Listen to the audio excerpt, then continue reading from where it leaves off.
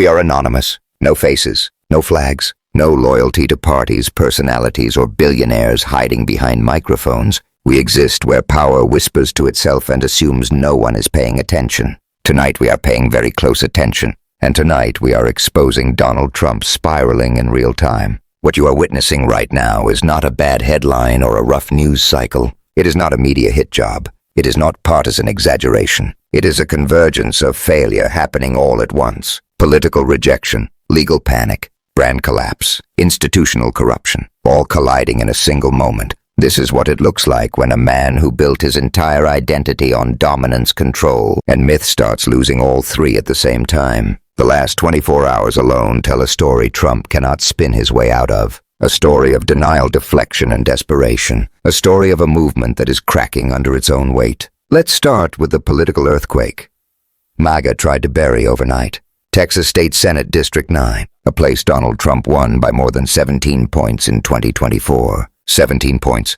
deep red, the kind of district Republicans treat as inherited property. Democrats hadn't won there in roughly 50 years. Not during scandals, not during wars, not during economic crashes. Never, until now. Democrats didn't just win. They dominated, 57.2% of the vote. The Republican candidate walked away with 42.8%. That's not close. That's a blowout. A 32-point swing compared to Trump's last presidential result in that same district. 54,000 votes for the Democrat, about 40,000 for the Republican. This wasn't a fluke. This was a message, and Donald Trump made sure his fingerprints were on it. One day before the election, Trump personally endorsed the Republican candidate, publicly, loudly. Full praise, full backing. He wanted the credit. He wanted to remind everyone that he still controlled the party. When the candidate lost, Trump pretended he didn't know the race existed. Standing in front of cameras, he claimed ignorance, said he wasn't involved, called it a local Texas issue, shrugged it off with things like that happen. Texas, a Democrat won your special election in an area that you had won by 17 points. What is your reaction to that? I don't know. I didn't hear about it. Somebody ran where? In Texas, a special election for legislative The ninth state Senate seat. I'm not involved in that. That's a local Texas race. Did you endorse the Republican? You mean I won by 17 and this person lost? Things like that happen. Does it worry you about the Well, you don't know whether or not it's transferable. You know, I'm not on the ballot, so you don't know whether or not it's transferable. But, you put the Democrats in, you'll end up with open borders again. You'll end up with crime all over the place. We have no crime anymore. This less than 24 hours after endorsing the candidate. Either he was lying to protect his ego, or he genuinely couldn't remember what he did the day before. Both options are damning. Then came the usual Trump fantasy statistics. Crime is gone, he claimed. The country is safer than it's been in 125 years, going back to 1900. Numbers pulled from thin air, delivered with confidence, daring anyone to challenge him. I mean, think of it. The country has the lowest crime it's had in 125 years. In recorded history. The year 1900. That's a long time ago. So it's very good. No, I don't know anything about it. I didn't know. I mean, I know there's a race going there. And it's too bad. What can I say? This is not leadership. This is a man talking faster than reality can catch him. But reality always catches up, because this election loss landed in the middle of something Trump fears far more than a bad vote count. The Epstein files. A new batch of Epstein-related documents surfaced, and Trump was asked for his reaction aboard Air Force One. This was his moment to address serious allegations tied to one of the most infamous criminal networks in modern history. His response was pure Trump. He didn't engage with the content. He didn't deny specific allegations. He didn't explain his relationship to Epstein or the people around him named in the documents. Instead, he declared victory. Claimed the files absolved him. Claimed they proved the opposite of what people were hoping. Claimed journalist Michael Wolff was conspiring with Jeffrey Epstein to hurt him politically. Mr. President, what did you think of the latest release of Epstein files, and do you think your critics will be satisfied with? Well, they should be, because it looked like this guy Wolf was a writer, was conspiring with Epstein to do harm to me. And I didn't see it myself, but I was told by some very important people that not only does it absolve me, it's the opposite of what people were hoping, the radical left. That Wolf was a third-rate writer, was conspiring with Jeffrey Epstein to hurt me, politically or otherwise, and that came through loud and clear. So we'll probably sue Wolf on that. Epstein estate, I guess. I don't know, but we're going to certainly sue You them. want to sue the Epstein estate? Well, you may, I guess so, because he was conspiring with Wolf to do harm to me politically.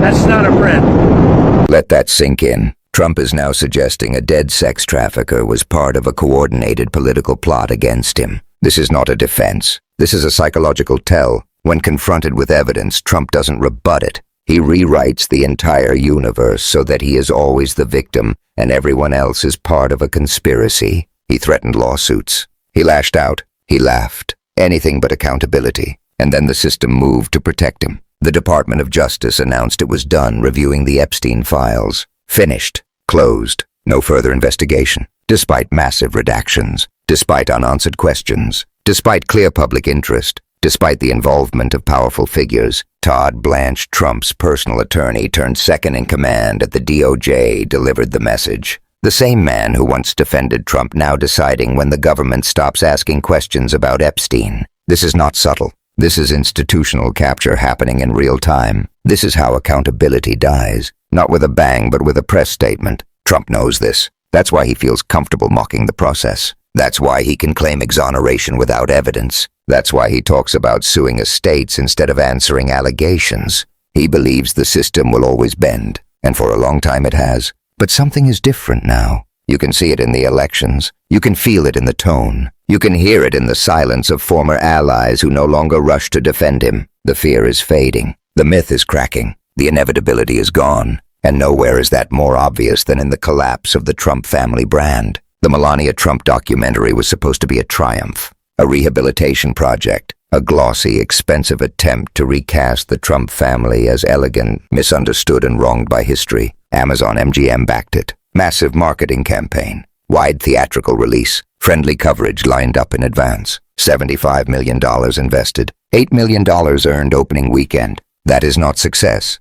That is a financial disaster. Professional critics annihilated it. 11% on Rotten Tomatoes. Not mixed reviews, not divisive. Rejected. Meanwhile, MAGA rushed in to flood the audience score with a suspicious 99%, posting glowing 5-star reviews that read like propaganda slogans. Beautiful woman. Patriotic. Masterpiece. No critique. No substance. Just loyalty signaling. This is what cult behavior looks like when it meets box office reality, and the details only deepen the embarrassment. The director Brett Ratner, accused by multiple women of sexual misconduct and named in Epstein-related materials. The same circles, the same names, the same refusal to confront patterns. Some reviewers claim sold-out theaters, standing ovations, applause and cheers. And yet the numbers tell the truth. Empty seats, weak turnout, $8 million against a $75 million investment. Not even enough to cover marketing. Even friendly journalists had to correct themselves when the real figures came in.